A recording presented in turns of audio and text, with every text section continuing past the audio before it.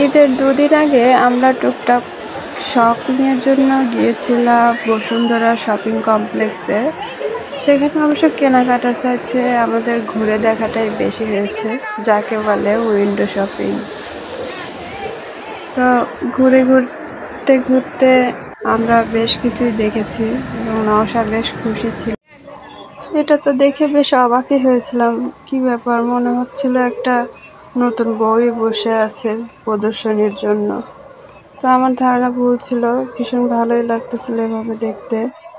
এরপর নওশার জন্য ডল কিনবো ভাবে গেলাম ডল সেকশনে। ওকে তো সব কিনে দেওয়া সম্ভব হয়নি, কিন্তু ও এগুলো দেখে এত বেশি খুশি হচ্ছিল, ভালোই লাগছিল আমারও।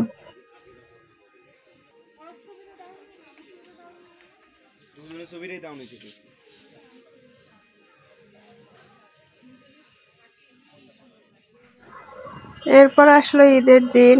নওশাকে ওর ফুপি আমার বিয়ের ওড়না দিয়ে এভাবে সাজিয়ে দিয়েছিল। পুরা একটা নতুন বউ, সারাদিন কাজ শেষ করে ঘুমোচ্ছে বোঝা যাচ্ছে, অক্লান্ত পরিশ্রম করে। এরপর ঈদের পরের দিন আমরা গিয়েছিলাম আমার ফুপি শাশুড়ির বাড়িতে।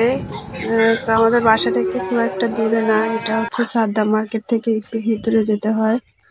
রাস্তার কাজ চলায় আমরা অটোটা নিয়ে একদম ফুপি বাড়ি পর্যন্ত যেতে পারিনি, তাই কিছুটা রাস্তা আমাদেরকে হাঁটতে হচ্ছিল। প্রচন্ড রোদ থাকায় নওশার ফুপি নওশাকে মরিয়ে নিয়ে যাচ্ছিল। ওরা আমার বাচ্চাটাকে এত বেশি যত্ন করে, মানে কোনো কিছু থেকে, মানে ত্রুটি হোক বা কোনো ধরনের আঘাত ওর লাগুক, এটা বোধহয় ওরা সহ্য করতে পারবে না। এই জন্যই হয়তো আমার চাইতে ওরাই ওকে বেশি টেক কেয়ার করে। তো একদম প্রকৃতির সান্নিধ্যে আমরা হেঁটে হেঁটে যাচ্ছিলাম, বেশ ভালোই লাগছিল। এরপর বিকেলবেলা আমরা সন্ধ্যার একটু আগে বলতে পারেন ফটোশ্যুট করার জন্য ওরা বের হয়েছিল, আমি সহ। তো খুব সুন্দর সুন্দর ছবি তুলেছিলাম নওশা, আমি, নওশার ফুপিরা। তো বিকেলটা খুব ভালোই কাটতেছিল আমাদের।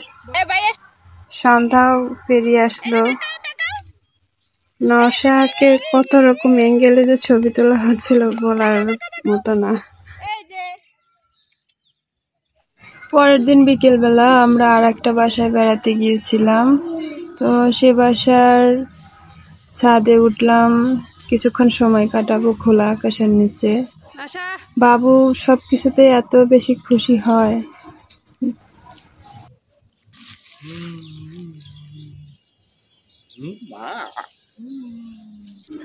সন্ধ্যার পর আমরা আর একটা বাসায় আসলাম বেড়াতে। এখানে কিছুক্ষণ সময় কাটিয়ে রাতের খাবার খেয়ে নিজ বাসায় চলে যাব।